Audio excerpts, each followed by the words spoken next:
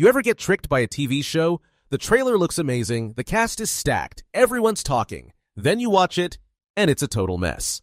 These are the most overhyped TV shows of all time, explained in under 12 minutes. Riverdale. Let's start with the chaos factory that is Riverdale. What began as a dark, stylish reimagining of the Archie comics quickly spiraled into one of the weirdest messes on television. Season 1, actually decent. Murder mystery, retro vibes, a bit of Twin Peaks energy. It was fun, but by Season 2, things got unhinged. Suddenly, there were serial killers, cults, organ-harvesting nuns, underground fight clubs, and multiple musical numbers, all while these kids were supposedly still in high school. And if that wasn't enough, we got plot lines like a bear attack that gives Archie superhuman strength, characters jumping timelines, and a literal war with a gang called the Ghoulies. Riverdale constantly tried to out-weird itself, but weird isn't the same as interesting. It became a parody of itself, and the only reason people kept watching was to see just how much further off the rails it could go. At some point, you stopped caring about the characters and just watched for the chaos. And for a show that started with real potential, that's the most disappointing arc of all. The Witcher.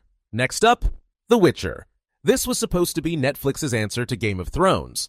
A dark fantasy epic with complex characters, sprawling lore, and Henry Cavill in a silver wig grunting through battles. And sure, Cavill gave it everything. He was the one part of this show that really worked. But everything around him, confusing at best, boring at worst. Season 1 juggled 3 timelines with zero warning. Viewers had no idea when or where anything was happening. It wasn't clever, it was just messy. Season 2 tried to fix that, but by then, the cracks were showing. The writing was clunky, the pacing dragged, and most of the supporting characters felt like cardboard. Then Cavill left, and the fandom imploded. If your entire show falls apart when your lead actor leaves, that's not a great sign. The Witcher had the budget, the fan base, and the world building. But it never found its footing. It wanted to be Thrones, but ended up as more of a cosplay-heavy cutscene compilation. The Morning Show. If you told someone in 2019 that The Morning Show would star Jennifer Aniston, Reese Witherspoon, and Steve Carell and cost $300 million for 2 seasons, they'd think it was an awards juggernaut. Instead, what we got was a glossy, self-important soap opera trying to pass as serious TV. Yes, it tackled real issues like Allied Me Too and toxic workplaces, but it did so with the subtlety of a sledgehammer. Characters delivered monologues instead of dialogue. Plot twists felt forced, and every emotional beat was underlined, bolded, and highlighted, just in case you missed how important it all was. Jennifer Aniston did some genuinely great work here, and the show had its moments. But overall, it felt like prestige TV made by people who were trying a little too hard to prove they belonged in the prestige conversation.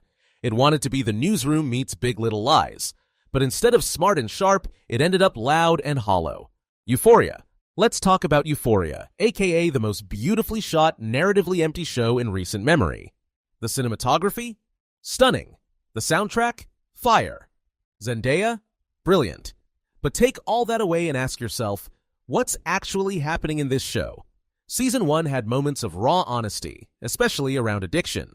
But as it went on, the storytelling got more erratic, the character arcs more inconsistent, and the shock value more desperate. It stopped being about real teen struggles and turned into a slow-motion montage of vibes and vibes alone.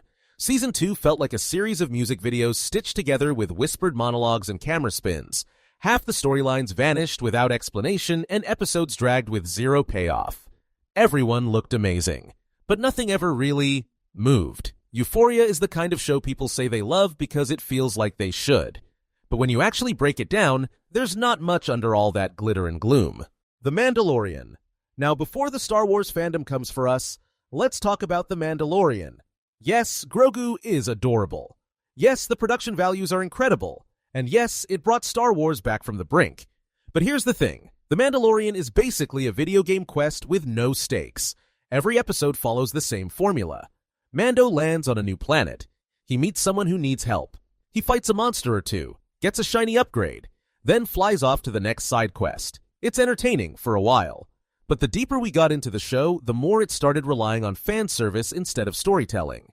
The introduction of legacy characters like Luke, Boba Fett, and Ahsoka was cool, until you realized the plot had all but stopped to make room for cameos.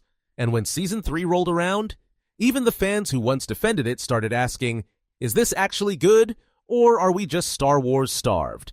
The Mandalorian isn't a bad show, but it's not the masterpiece people pretend it is either. It's fine, and sometimes fine just isn't enough. 13 Reasons Why.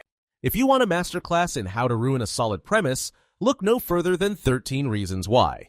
The first season, harrowing, controversial, and at times genuinely important. It sparked real conversations about mental health and bullying. Then it kept going. Season 2 was unnecessary, Season 3 was baffling, and Season 4 was basically unwatchable. What started as a tragic, self-contained story became a melodramatic mess full of plot twists, hallucinations, and high school students solving crimes like they were in CSI. Characters stopped behaving like people and started acting like plot devices. The show's handling of trauma went from sensitive to sensationalized, and every new season felt like it was competing with itself to be more shocking than the last. By the end, 13 Reasons Why wasn't helping anyone. It was just exploiting pain for views. Lost, final seasons. Let's talk about Lost, a show that defined a generation of TV, and then broke their hearts. The first few seasons, iconic. A plane crash on a mysterious island. Polar bears, smoke monsters, whispers in the jungle. It was weird, ambitious, and addictive. But somewhere around Season 4, things started spiraling.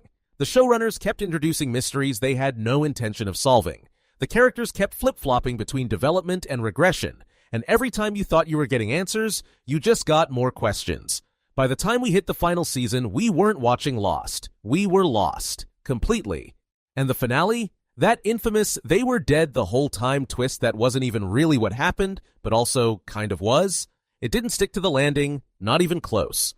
Lost was one of the most talked about shows of its time, but it was also one of the first to prove that hype without payoff leaves people feeling burned. The Newsroom. Aaron Sorkin is one of the smartest writers in television, and that was kind of the problem with The Newsroom. This was supposed to be his return to form. A sharp, fast-talking drama about journalism, truth, and holding power accountable. Instead, we got a smug lecture disguised as a TV show. Jeff Daniels gave a great performance, but almost every scene turned into a monologue about how dumb everyone else was. The characters weren't real people, they were mouthpieces. And the dialogue felt like it was written to win arguments on Twitter before Twitter was even what it is now. The show constantly looked backwards, rewriting real-world events with the benefit of hindsight. It was like fan fiction for news junkies. There were moments of brilliance, sure, but they were buried under layers of superiority complex. Sorkin can write circles around anyone, but The Newsroom forgot that smart doesn't have to mean condescending. True Detective. When True Detective Season 1 dropped, it felt like HBO had cracked the code again. McConaughey and Harrelson were magnetic. The cinematography, breathtaking. That 6-minute tracking shot, instantly iconic. Critics were calling it high art. Twitter declared it the next Breaking Bad. But strip away the surface, and what's left? A detective drama full of recycled tropes, satanic imagery, tortured men, strippers in the background, vague philosophical monologues that sounded profound. Until you read the subtitles. Rust Cohle's lines were less insightful and more stoned undergrad with a Nietzsche quote. The show hinted at Southern Gothic depth, chemical plants, haunted towns, twisted belief systems, but never really explored them. Villains were paper thin, often relying on outdated stereotypes or cartoonish evil. And let's not forget how it borrowed aesthetics from The Wire without the social commentary, or tried to channel Twin Peaks without the weird charm. Later seasons tried to reboot the formula with new stars, new cities, new crimes. But lightning didn't strike twice. Season 2 was a mess. Season 3 had potential, but by then, the spell was broken. Westworld. And then there's Westworld, the show that turned overthinking into a full-time job. Season 1 was a revelation. It balanced philosophy with story, spectacle with emotion. We had androids discovering free will, layered timelines, and a genuinely gripping mystery. It gave us Dolores, Maeve, Bernard, characters you could root for, question, fear, and love. But then it got cocky. Season 2 cranked up the complexity and dialed down the clarity. Suddenly, you needed a timeline chart and a Reddit thread just to understand what year it was. The show became obsessed with themes, consciousness, determinism, identity, but forgot the human core. By Season 3, we'd left the park entirely, trading Western grit for cyberpunk gloom. Characters stopped making sense. Plot twists felt like shock for shock's sake. And even the actors seemed lost, both in dialogue and direction. Season 4 was the final straw. Ratings dropped, viewers checked out, and HBO pulled the plug. Westworld had every advantage, budget, talent, concept. But it collapsed under the weight of its own ambition. Instead of telling a compelling story, it kept trying to outsmart itself. And in the end, it outsmarted its audience right out of caring. Thanks for watching. Some of these shows started strong, like Lost or The Mandalorian. Others never had it. Riverdale, The Morning Show, we're looking at you. Being overhyped doesn't mean they were unwatchable. But when the buzz is louder than the story, that's where the disappointment hits. So tell us, which show did you think was all hype, no heart? Drop it in the comments. And if you want a part 2, we've got a lot more where this came from.